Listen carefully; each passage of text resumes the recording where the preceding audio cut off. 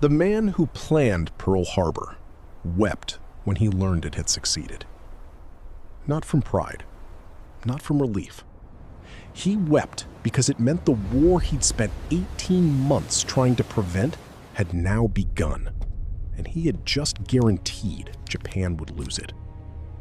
His name was Isoroku Yamamoto. He had studied at Harvard. He had served as a naval attaché in Washington. He had driven across the United States twice in his own car, looking at oil refineries and steel mills.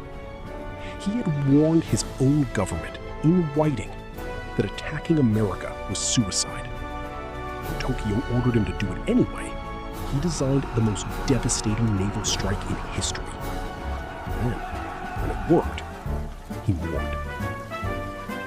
This is the story history almost never tells. December 7, 1941. Hidokabu Bay in the Kuril Islands, far north of Japan. A black harbor, frozen at the edges. 6 aircraft carriers vanishing into the pre-dawn fog. On board the lead ship, an officer reads a single sentence from a sealed envelope. He stops. He reads it again. The order he just received does not exist in any naval doctrine of the Imperial Japanese Navy.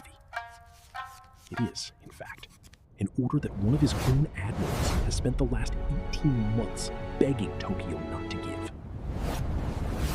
To understand what happened in Hawaii at sunrise on December 7, you have to go backwards.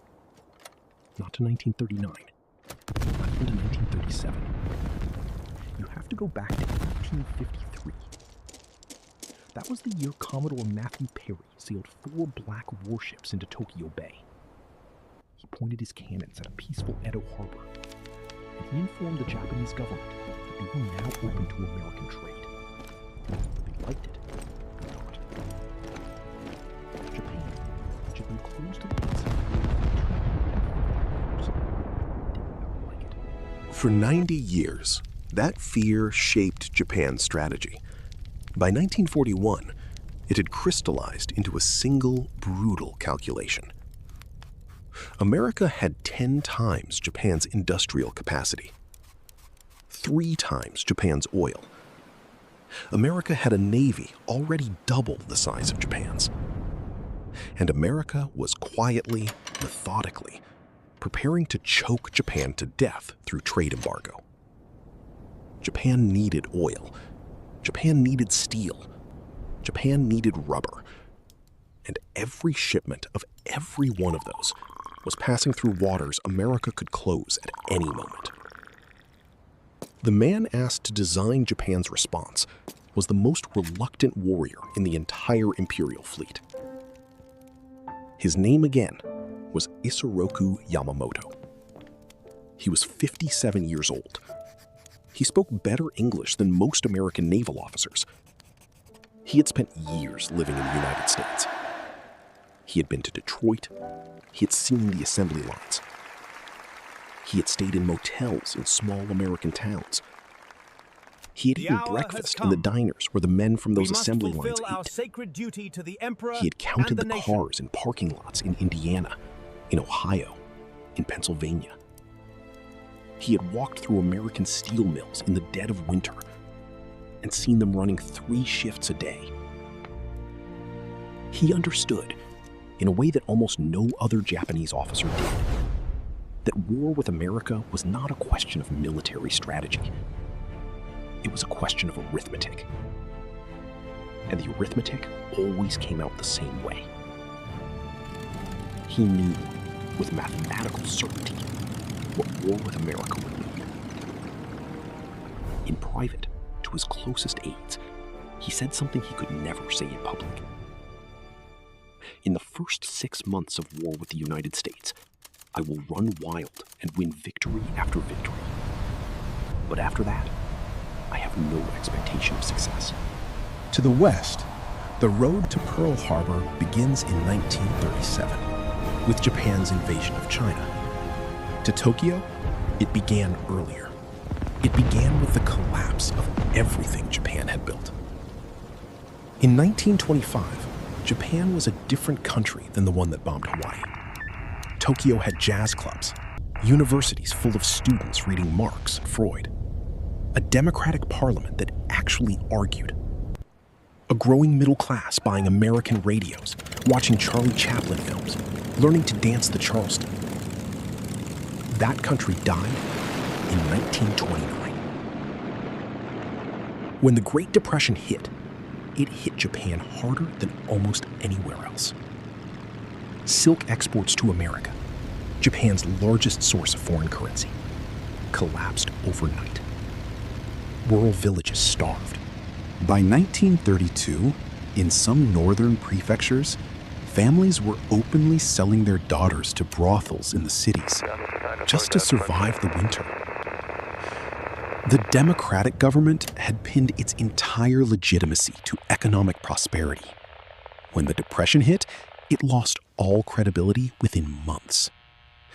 Politicians who had promised modernization were now blamed for famine. Into that vacuum stepped the Imperial Japanese Army.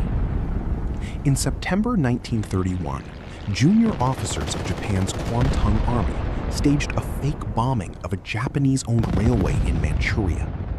They blamed it on Chinese saboteurs, and they used it as pretext to seize the entire region. The civilian government in Tokyo discovered the operation only after it had begun. They tried to stop it. They could not. Within months, Manchuria was a Japanese puppet state called Manchukuo, complete with a captive emperor and a brand new economy run by Japanese corporations. It was the moment the army discovered something dangerous. In the new Japan, soldiers could overrule politicians. By 1937, that lesson had metastasized. A minor skirmish at the Marco Polo Bridge outside Beijing escalated within weeks into a full-scale invasion of China. Tokyo did not authorize it. Tokyo could not stop it. Tokyo could only ratify it after the fact. The war in China became the bleeding wound of the Japanese Empire. By 1941, Japan had over 1 million soldiers stationed across China. The campaign was costing 65% of the national budget. It was burning oil, steel, ammunition, and rice at rates the Japanese economy could not sustain. And then, in July 1941, the United States cut off Japan's oil. That single sentence is usually how Western histories explain Pearl Harbor. The United States embargoed Japanese oil. Japan attacked. End of story. But the question Tokyo had to answer in the summer of 1941 was much, much darker than that. How long until we collapse? The Imperial Navy's official estimate, given to Prime Minister Konoe in August, was 18 months. 18 months of stockpiled oil before Japan could no longer move its fleet. 18 months before the Imperial Army's tanks and trucks ran dry. 18 months before the Japanese Empire, built across 40 years of warfare and 90 years of paranoia, would simply stop functioning. Japan would not be defeated by an enemy. Japan would just stop. The choice in front of Tokyo was not between peace and war. It was between dying slowly and gambling everything on a single throw. There was one man in the Imperial Navy who had run the numbers, who had walked the American factories, who had seen what was coming. There was one man who knew exactly how that gamble would end. And he was the same man Tokyo was about to put in charge of throwing the dice. In August of 1941, Admiral Isoroku Yamamoto did something almost no Japanese officer in his position had ever done. He wrote a letter to the Prime Minister, Prince Fumimaro Konoe, and he told the truth. "It is not possible," he wrote, "to to win a war against the United States and Britain. He did not stop there. He continued. If you say to me, fight regardless, then for the first 6 or 12 months, I will run wild. I will give you a string of victories. After that, I have no confidence. Yamamoto was not a peace activist. He was the commander-in-chief of the combined fleet, the most powerful naval force in the Pacific. He had spent his life preparing the Imperial Navy for exactly this moment. And he was begging Tokyo not to start. He was ignored. By September 1941, the decision had been effectively made. Tojo Hideki, the war minister, told the Imperial Conference that diplomacy had failed. The civilian prime minister, Konoe, resigned in protest. Tojo replaced him. If war was coming, the only chance Japan had was to land a knockout blow before American industry could wake up. The conventional war plan inside the Naval General Staff was to wait. Let America come to Japan. Fight a defensive battle in the Western Pacific. Yamamoto thought this plan would lose Japan the war in 6 months. So he proposed something the Naval General Staff considered insane. Hit Pearl Harbor. The attack he proposed was not aimed at conquering Hawaii. It was aimed at one specific target: the 8 battleships of the United States Navy, sitting in a row at Battleship Row. If you sank those 8 battleships in a single morning, Yamamoto reasoned, you would buy Japan 6 months, maybe a year. Time to seize the oil fields of the Dutch East Indies. Time to make the cost of beating Japan so high that America would negotiate. It was a strategy of forced diplomacy through terror. Inside the Naval General Staff, the plan was almost rejected. It was too risky. The fleet would have to sail 4,000 kilometers across open ocean without being detected.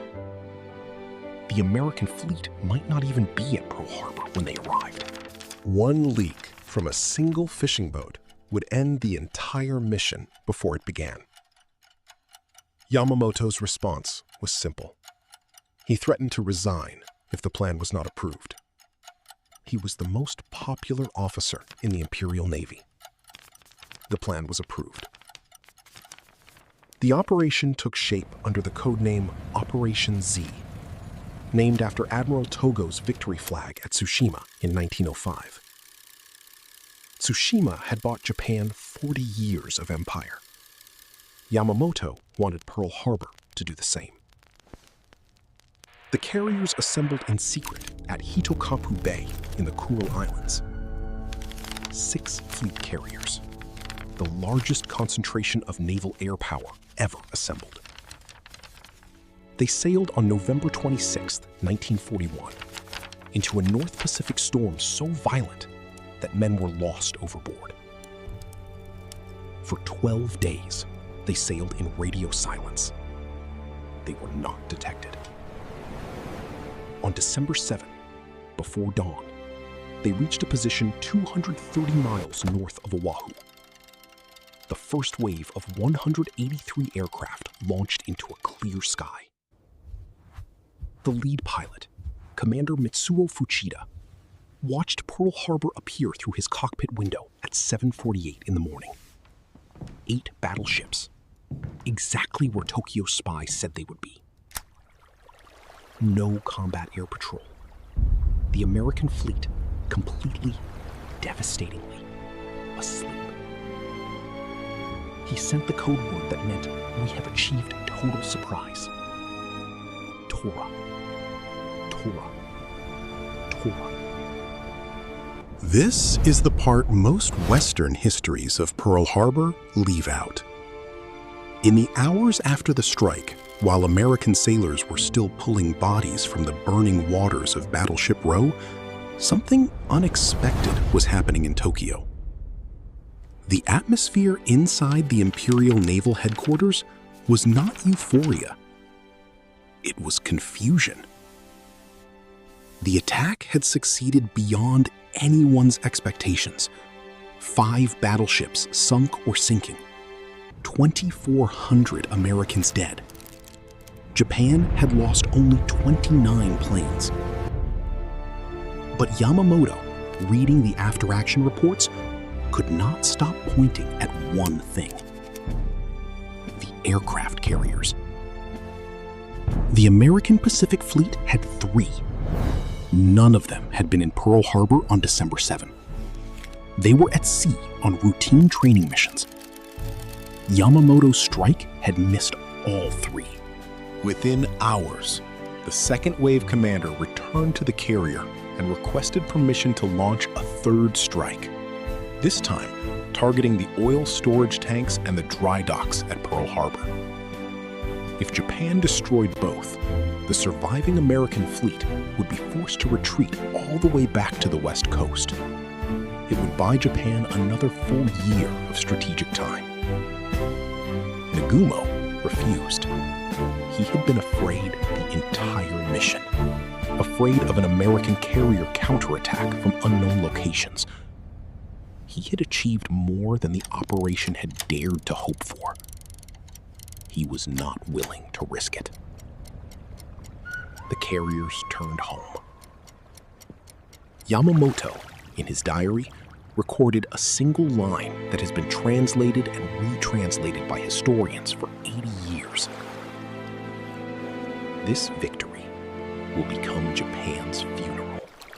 But the deeper truth of December 7 was not visible inside Tokyo that day. It was visible in the cable Tojo Hideki dispatched to the Japanese ambassador in Berlin late that evening. The cable asked the ambassador to inform Adolf Hitler that Japan had attacked the United States and requested, with diplomatic urgency, that Germany declare war on America. Germany did. On December 11, 1941, Hitler stood in the Reichstag and announced that Germany was at war with the United States. This was the strategic decision that doomed Japan. American voters wanted revenge against Japan, not commitment in Europe. If Hitler had not declared war on America, the US might have fought only Japan in 1942. American forces in Europe might have arrived a year later, or never. Hitler's declaration, at Tokyo's request, guaranteed the largest industrial economy on Earth would now mobilize against both Axis powers simultaneously. Yamamoto's 6 months had been bought, and then immediately spent. The other thing Tokyo did not understand was the American mind. Japan expected America to negotiate. America did the opposite. Within a week, opposition to the war had vanished. A democracy struck by surprise does not crumble, it hardens. On the evening of December 7th, Yamamoto wrote one final entry in his journal. "I fear we have only awakened a sleeping giant and filled him with a terrible resolve." He had 4 years left to live. Next on Tora Files, the spy who mapped Pearl Harbor. Subscribe. The Pacific War, told from the other side.